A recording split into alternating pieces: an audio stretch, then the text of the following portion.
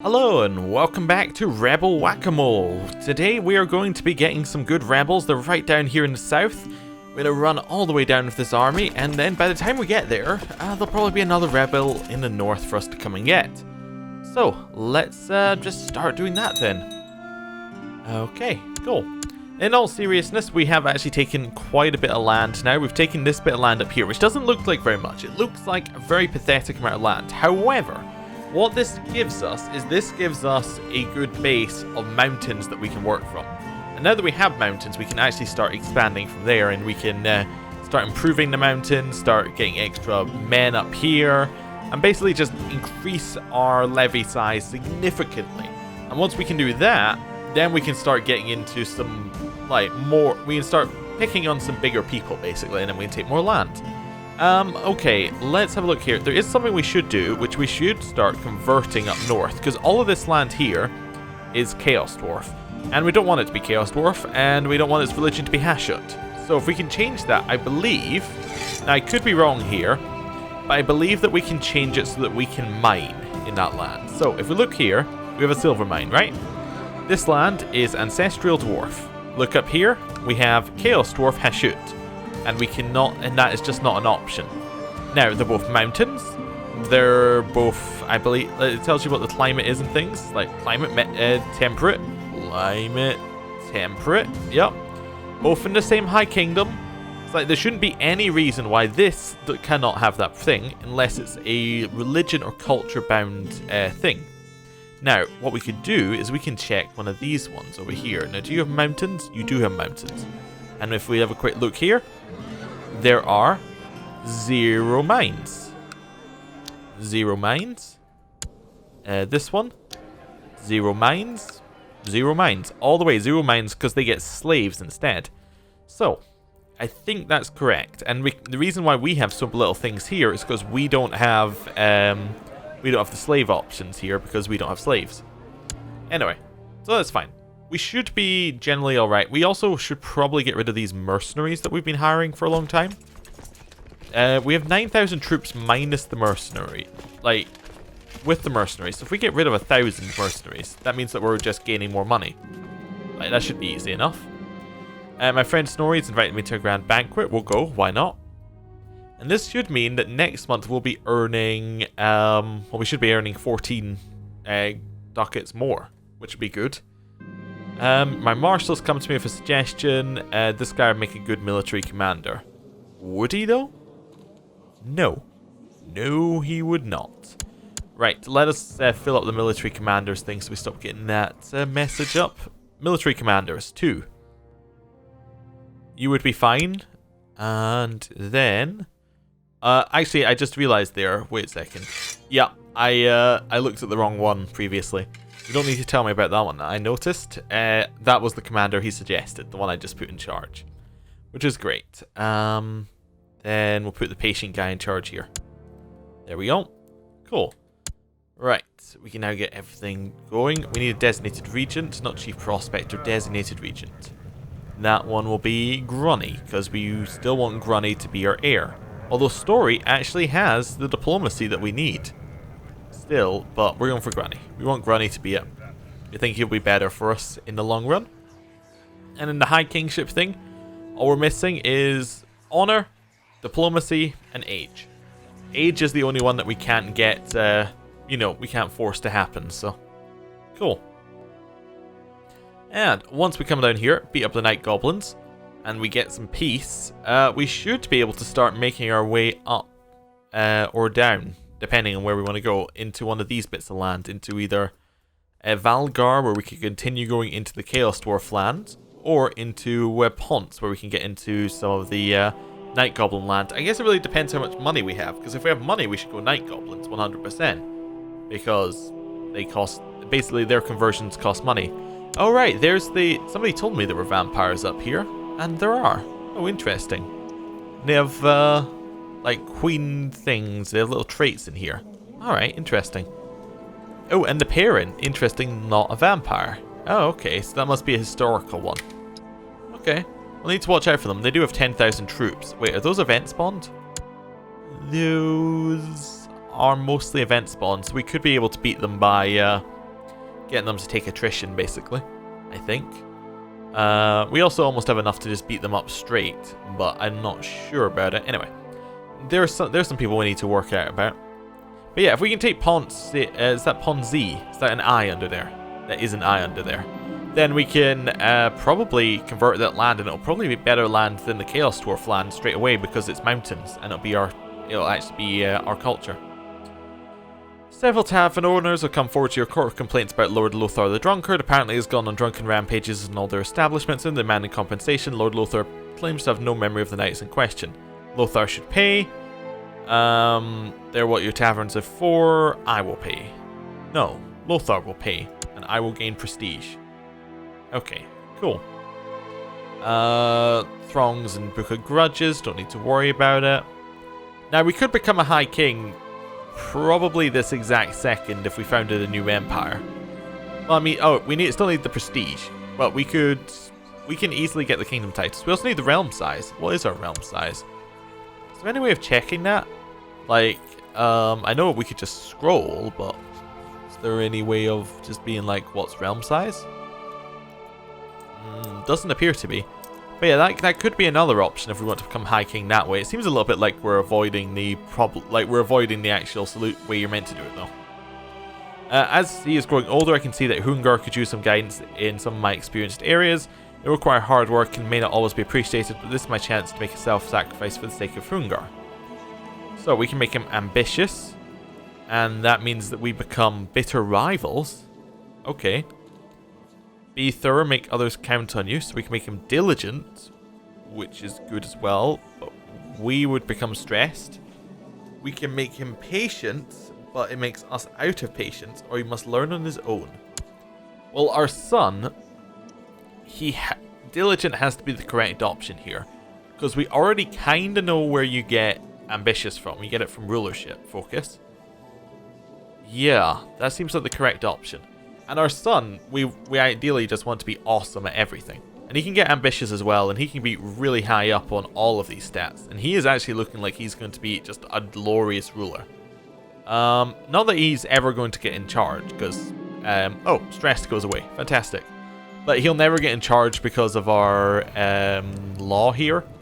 Tanistry favors older peoples, and he's quite young, so there we go.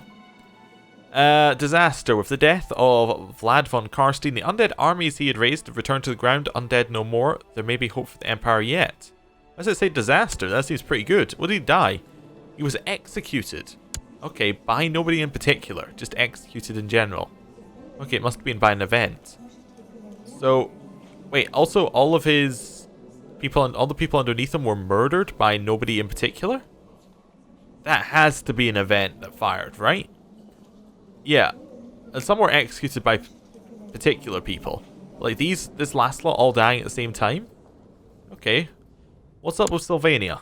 Sylvania is now ruled by Grand Count Igor of Sylvania. Congression. That's a different one than it used to be, right? Sector order of some sort. Yeah. Okay. Oh, he's not a vampire, he's a vampire follower. Interesting. So it's just human controlled, basically, and his heir is a von Karstein vampire. Okay. How did you become heir? Like, how did you get the land? He must have got the land by a war, I would assume, or by an event. That's really odd. Anyway, somebody did ask that we look at the land. I think we did it a couple episodes ago, of the world, but there we go. Kimmery, Tomb Kings are big. Bretonia's getting back together. Sylvania just had its major change, so that should all start getting very confused over there soon. We're actually not that far away from being able to take advantage of it. All the tribes are pretty big. Oh, up here, the Dark Elves have split up into, like, lots and lots of Dark Elves. Okay. Yeah.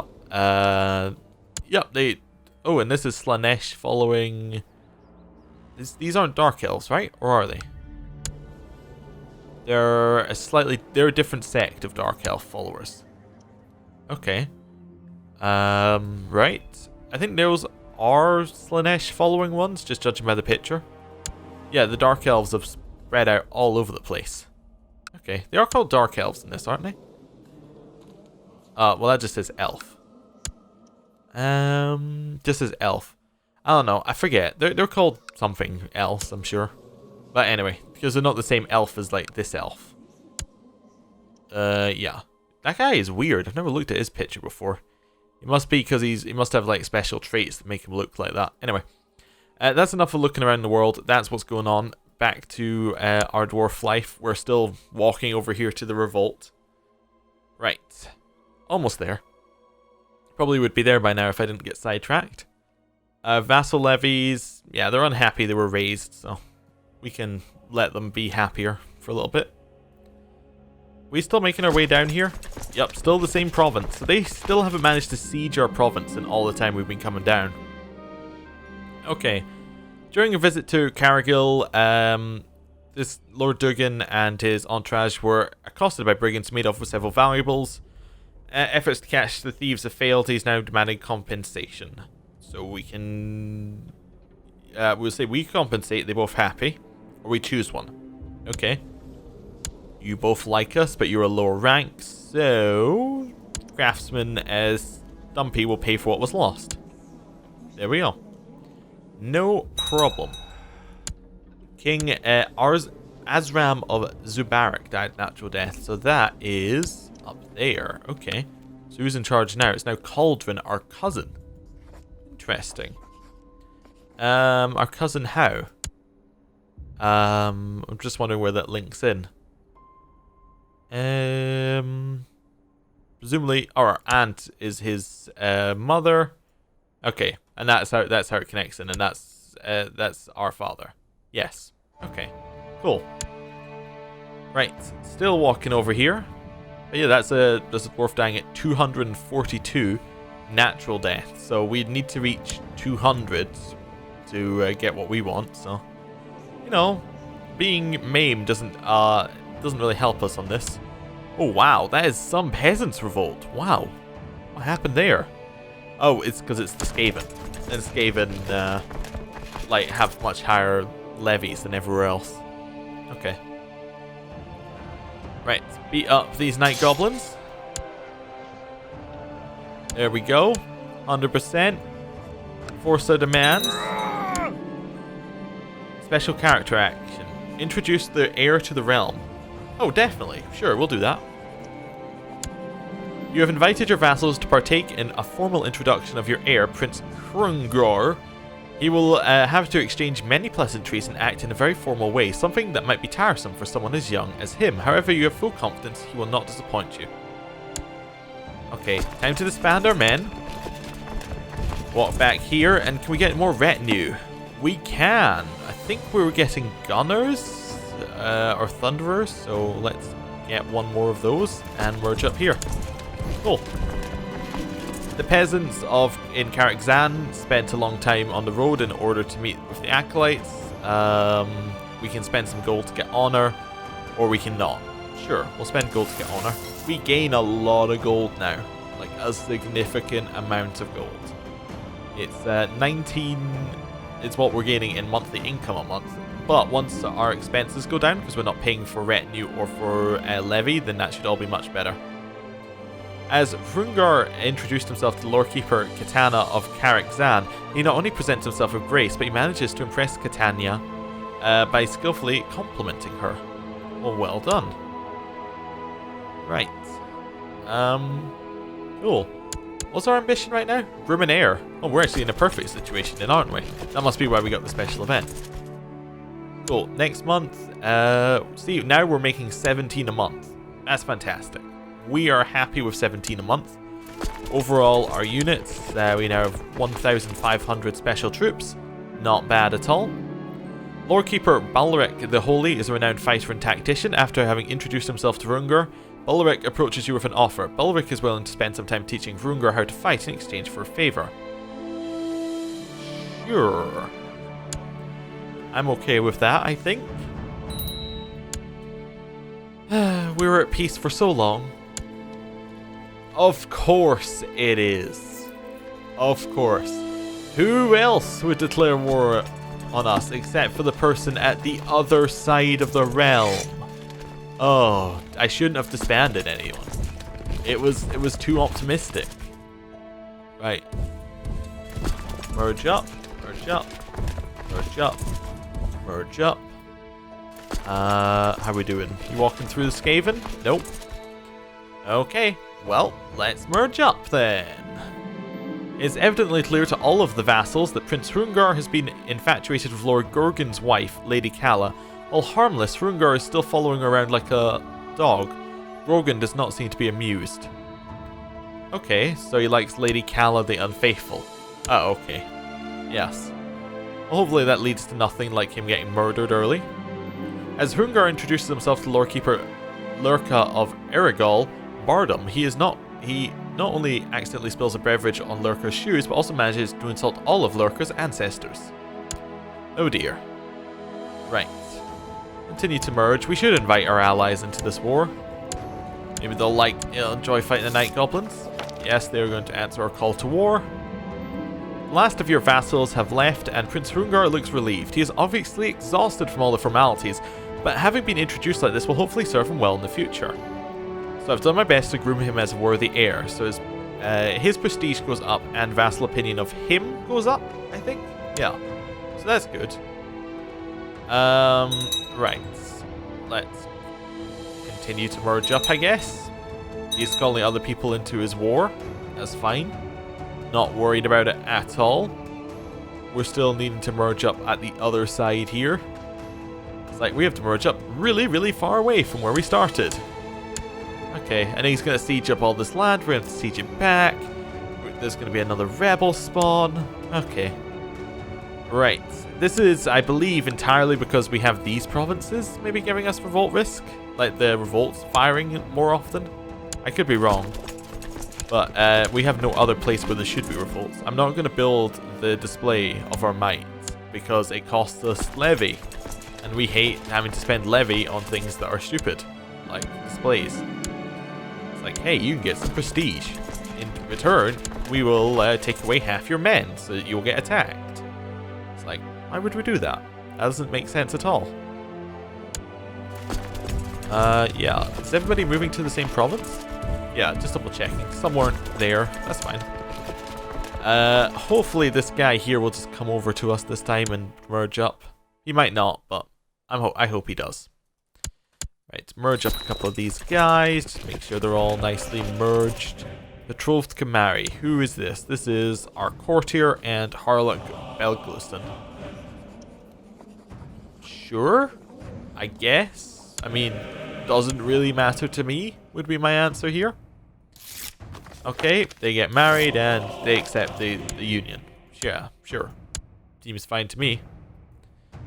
They're assaulting our land, which means that although they managed to get it, they now have less men, so they're gonna die quicker. I just want to merge up them. Okay.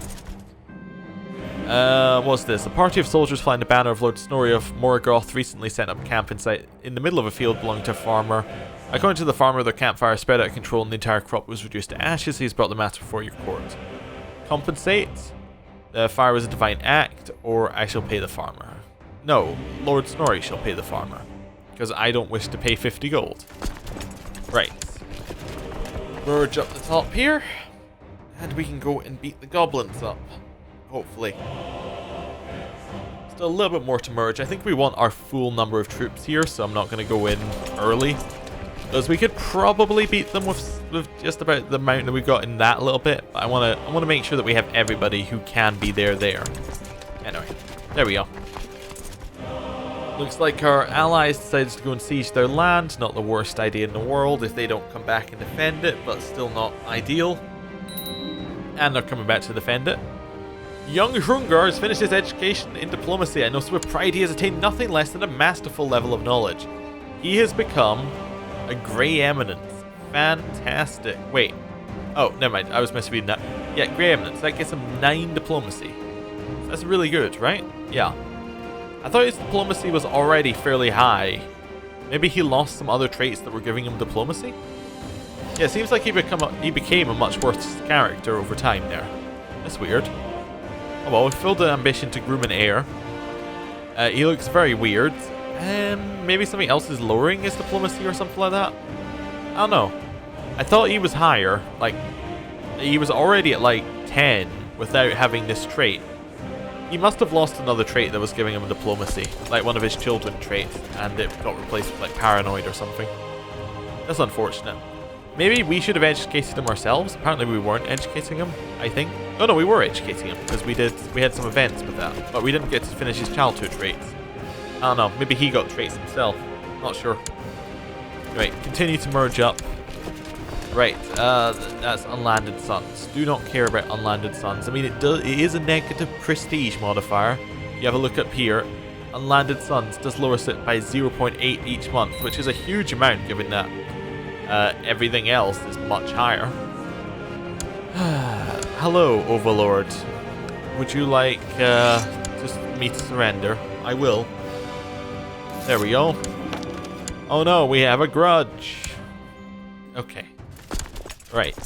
I guess that it's nice that they're only declaring slave raids, opposed to like declaring holy wars or something like that.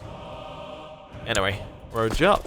I suppose also we were lucky up here that when we attacked this guy, that this large Zarduk guy over here didn't defend him. Because he should have been in range. All of you guys seem fine, right? Yeah.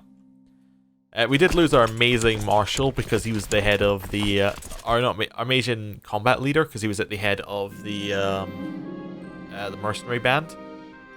Keep the information to ourselves, and you know what? I think I'll end the episode here. Thank you for watching. I'll see you next time. Goodbye.